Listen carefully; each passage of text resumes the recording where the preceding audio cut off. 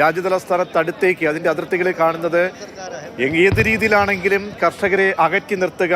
ഒരു തരത്തിൽ പോലും ഈ വാഹനങ്ങൾ ഏകദേശം 2000-ഓളം ഈ ട്രാക്ടറുകളാണ് അവിടെ നിന്നും പല ഭാഗങ്ങളിലായി തിരിക്കുന്നത്. 25,000-ലേറെ വരുന്ന ഈ പ്രക്ഷോഭകർ, അതിലേറെയും വരുന്ന പ്രക്ഷോഭകരൊക്കെ അണിനിരന്ന് വരുന്നു. ഇവരെയൊക്കെ പല ഭാഗങ്ങളിലായി ചെറുക്കുക. ഹരിയാന, പഞ്ചാബ്, UP അതിർത്തികളിലൊക്കെ ചെറുക്കുമ്പോൾ സിമന്റ്, കമ്പി, കോൺക്രീറ്റ്, മതിലുകൾ, ബാരിക്കേഡുകൾ ഇതൊക്കെ ഒരുപക്ഷെ വീണ്ടും ഒരു ഉരുക്കുകോട്ട പോലെ കാണപ്പെടുകയാണോ? ഒപ്പം രാജ്യം ഒരു പൊതുതെരഞ്ഞെടുപ്പിലേക്ക് പോകുന്ന ഘട്ടമാണ്.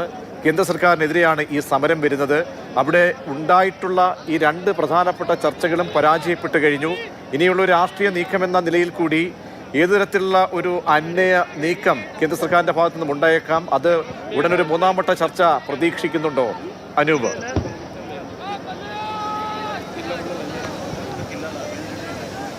ചർച്ച പ്രതീക്ഷിക്കുന്നുണ്ട്. അതായത് ഏറ്റവും പ്രധാനപ്പെട്ട കാര്യം, ലോക്സഭാ തെരഞ്ഞെടുപ്പ് അടുത്തിരിക്കുന്നു. ആ ഘട്ടത്തിൽ കർഷകർ അവരുടെ ഏറ്റവും പ്രധാനപ്പെട്ട ആവശ്യങ്ങൾ മുന്നോട്ട് വെച്ച് സമരം തുടർന്നാൽ അത് ഉത്തരേന്ത്യയിൽ ജനങ്ങൾക്കിടയിൽ സ്വാധീനമുണ്ടാക്കുമെന്നും തിരഞ്ഞെടുപ്പിൽ സ്വാധീനമുണ്ടാക്കുമെന്നും പല മണ്ഡലങ്ങളിലും തോൽവിക്ക് കാരണമാകുമെന്നും കേന്ദ്ര സർക്കാർ വിലയിരുത്തുന്നുണ്ട്. അതുകൊണ്ട് തന്നെ എത്രയും വേഗത്തിൽ ചർച്ചയിലൂടെ ഈ വിഷയം പരിഹരിക്കാനുള്ള ശ്രമം നടത്തുകയാണ് കേന്ദ്ര സർക്കാർ. എന്തിനാണ് കർഷകർ സമരം ചെയ്യുന്നത് എന്നൊരു ചോദ്യം ഉണ്ടാകും. കർഷകരുടെ പ്രധാനപ്പെട്ട 7 ആവശ്യങ്ങൾ ഞാൻ പറയാം. ഒന്നാമത്തേത്, താങ്ങുവില ഉറപ്പാക്കാൻ നിയമനിർമ്മാണം നടത്തണം എന്ന ആവശ്യം കർഷകർ മുന്നോട്ട് വെക്കുന്നു. മാത്രവുമല്ല, താങ്ങുവില എന്ന് പറയുന്നത് ഒരു ഉൽപ്പന്നം, ഒരു വിള ഉണ്ടാക്കിയെടുക്കാൻ കർഷകന് ചെലവാകുന്ന പണം എത്രയാണോ ആ തുകയും അതിനോടൊപ്പം ഒരു പകുതി തുക കൂടി, വിള ഉണ്ടാക്കിയെടുക്കാൻ എത്രയാണോ ചിലവായത് അതിൻ്റെ പകുതി തുക കൂടി താങ്ങുവിലയായി പ്രഖ്യാപിക്കണം എന്നതാണ് ഒന്നാമത്തെ ആവശ്യം. രണ്ടാമത്തേത്, കാർഷിക കടങ്ങൾ സമ്പൂർണ്ണമായി എഴുതി തള്ളണം. അത് എഴുതി തള്ളുമെന്ന ഉറപ്പ് കഴിഞ്ഞ കർഷക സമരത്ത് സമരക്കാർക്ക് സർക്കാർ നൽകിയതാണ്. പക്ഷേ ആ ഉറപ്പ് പാലിക്കാൻ സർക്കാർ തയ്യാറായില്ല എന്ന് സമരക്കാർ ആരോപിക്കുന്നുണ്ട്. ഇതാണ് രണ്ടാമത്തെ ആവശ്യം. മൂന്നാമത്തേത്, സ്വതന്ത്ര വ്യാപാര കരാറുകളിൽ നിന്ന് ഇന്ത്യ പുറത്ത് കടക്കണം. ആസിയാൻ കരാർ ഉൾപ്പെടെ നമ്മുടെ രാജ്യത്തെ ജനങ്ങൾക്ക്, കർഷകർക്ക് വലിയ വേദന ഉണ്ടാക്കുന്നു എന്ന് കർഷകർ പറയുന്നു. അതായത് നമ്മുടെ നാളികേരം, നമ്മുടെ തേങ്ങ, ഈ തേങ്ങയ്ക്ക് ഇവിടെ ലഭിക്കുന്ന തുക കഴിഞ്ഞ ഒരു 3 മാസത്തിനിടെ 50% ഇടിഞ്ഞു എന്ന് കർഷകർ പറയുന്നുണ്ട്. അതിന് പ്രധാനപ്പെട്ട കാരണം പുറത്തു നിന്നുള്ള എണ്ണ ഇറക്കുമതി കാര്യമായി വർദ്ധിച്ചിരിക്കുന്നു. അത് നമ്മുടെ നാട്ടിലെ ഉൽപ്പന്നങ്ങളുടെ വില ഇടിയാൻ കാരണമായിരിക്കുന്നു. മാത്രവുമല്ല, കേന്ദ്ര സർക്കാർ ഈ പുറത്തുനിന്ന് വരുന്ന ഉൽപ്പന്നങ്ങളുടെ ഇറക്കുമതി തീരുവ കാര്യമായി കുറച്ചു കൊടുക്കുന്നു. അതിന് ഗുണം ലഭിക്കുന്നത് അദാനിക്കും അംബാനിക്കും ആണ് എന്ന് കർഷകർ ചൂണ്ടിക്കാണിക്കുന്നുണ്ട്. മറ്റൊരു പ്രധാനപ്പെട്ട 4ാമത്തെ ആവശ്യം, എല്ലാ കാർഷിക ഉൽപ്പന്നങ്ങളുടെയും ഇറക്കുമതി തീരുവ വർദ്ധിപ്പിക്കണം. സ്വതന്ത്ര വ്യാപാര ഉടമ്പടി ചർച്ചകൾ അവസാനിപ്പിക്കണം എന്നുള്ളതാണ്. 5ാമത്തേത്, വൈദ്യുത ബോർഡുകൾ സ്വകാര്യവൽക്കരിക്കാനുള്ള നീക്കം അവസാനിപ്പിക്കണം എന്നുള്ളതാണ്. അങ്ങനെ സ്വകാര്യവൽക്കരിച്ചാൽ അതിൻ്റെയും ഗുണം അദാനിക്കും മറ്റു പ്രധാനപ്പെട്ട കമ്പനികൾക്കുമാണ്. വൈദ്യുത രംഗം പൂർണ്ണമായി സ്വകാര്യവൽക്കരിക്കപ്പെടുമ്പോൾ കൃഷി ചെയ്യാനുള്ള പണം കൂടുതൽ കർഷകർ കണ്ടെത്തേണ്ടി വരും.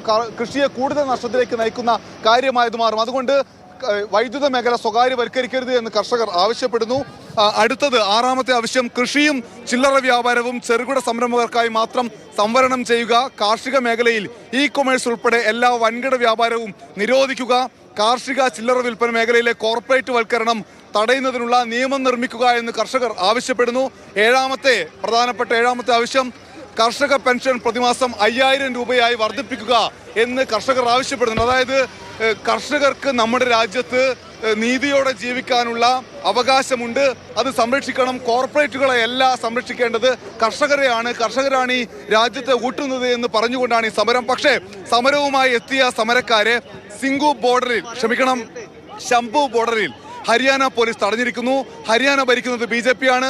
അപ്പുറത്ത് പഞ്ചാബ് ഭരിക്കുന്നത് ആം ആദ്മി പാർട്ടിയാണ്. ആം ആദ്മി പാർട്ടി ഭരിക്കുന്ന സംസ്ഥാനത്തെ പോലീസ് സമരക്കാർക്ക് മുന്നിൽ നിന്ന് മാറി നിന്ന് കൊടുത്തു. പക്ഷേ BJP ഭരിക്കുന്ന സംസ്ഥാനത്തെ പോലീസ് സമരക്കാർക്ക് മുന്നിൽ ഒരുപാട് തടസ്സങ്ങൾ സൃഷ്ടിച്ചു. പക്ഷേ ഇപ്പോൾ നമ്മൾ ദൃശ്യങ്ങളിൽ കാണുന്നത് ആ തടസ്സങ്ങളൊക്കെ എടുത്തെറിഞ്ഞ് സമരക്കാർ മുന്നോട്ട് നീങ്ങുന്നതാണ്. ശംഭു ബോർഡറിലെത്തിയ സമരക്കാരെ പോലീസ് നേരിട്ടത് ഡ്രോണുകൾ ഉപയോഗിച്ച് അവർക്ക് നേരെ ടിയർ ഗ്യാസുകൾ പ്രയോഗിച്ചാണ്. പക്ഷേ ടിയർ ഗ്യാസുകൾ പ്രയോഗിച്ചാൽ, നിങ്ങൾ ഞങ്ങൾക്ക് മുന്നിൽ ടിയർ ഗ്യാസുകൾ പ്രയോഗിച്ചാൽ, നിങ്ങൾ ഞങ്ങൾക്ക് മുന്നിൽ മതിലുകൾ കെട്ടിയാൽ, നിങ്ങൾ ഞങ്ങൾക്ക് മുന്നിൽ വേലികൾ തീർത്താൽ അതൊന്നും ഞങ്ങളെ ബാധിക്കുന്ന വിഷയമല്ല, ഞങ്ങളത് തകർത്ത് മുന്നോട്ട് വരും എന്നാണ് കർഷക സംഘടനാ നേതാക്കൾ പ്രഖ്യാപിച്ചുകൊണ്ടിരിക്കുന്നത്. പ്രഖ്യാപിക്കുക മാത്രമല്ല, നമ്മൾ ദൃശ്യങ്ങളിൽ കാണുന്നത് ശംഭു ബോർഡറിൽ 10,000-ഓളം ആളുകൾ, കർഷകർ സംഘം ചേർന്ന് നിൽക്കുന്നുണ്ട്. അവർക്ക് ട്രാക്ടറുകളുണ്ട്. ആ ട്രാക്ടറുകളിൽ അവർ തന്നെ പറയുന്നത് 6 മാസത്തോളം ഡൽഹിയിൽ താമസിക്കാനുള്ള സാമഗ്രികളുമായിട്ടാണ് ഞങ്ങൾ വരുന്നത്. ഈ മതിലുകൾ തകർക്കാനുള്ള എല്ലാ സാമഗ്രികളും ഞങ്ങളുടെ കൈവശമുണ്ട്. അതുകൊണ്ട് ഞങ്ങളെ തടയാൻ കഴിയില്ല, ഞങ്ങൾ മുന്നോട്ട് പോകുമെന്ന് കർഷകർ പറയുന്നുണ്ട്. അതേസമയം തന്നെ കേന്ദ്ര സർക്കാർ ആഗ്രഹിക്കുന്ന കാര്യം ശംഭു ബോർഡറിൽ നിന്ന് സിംഗു ബോർഡറിലേക്ക് 200 കിലോമീറ്റർ ദൂരമുണ്ട്. സാധാരണഗതിയിൽ തന്നെ ഒരു വാഹനം ഓടിച്ചു വരികയാണെങ്കിൽ 4-5 മണിക്കൂർ എടുക്കും. അങ്ങനെയുള്ള ഘട്ടത്തിൽ ഈ തടസ്സങ്ങൾ സൃഷ്ടിച്ചുകൊണ്ട് ഇവിടേക്ക് എത്തുന്നത് വൈകിപ്പിക്കുക, അങ്ങനെ വൈകിപ്പിക്കുന്ന സമയം കൊണ്ട് ചർച്ച മുന്നോട്ട് കൊണ്ടുപോവുക, പൂർണ്ണമായി ഒരു വിജയത്തിലെത്തിയിട്ടില്ലെങ്കിലും ചില കാര്യങ്ങളിലെങ്കിലും ധാരണയിലെത്തുക എന്ന് കേന്ദ്ര സർക്കാർ ആഗ്രഹിക്കുന്നുണ്ട്. ഇന്നലെ 5 മണിക്കൂർ നീണ്ട ചർച്ചയായിരുന്നു. ആ ചർച്ചയിൽ ചില കാര്യങ്ങളിൽ ധാരണയായിട്ടുണ്ട്.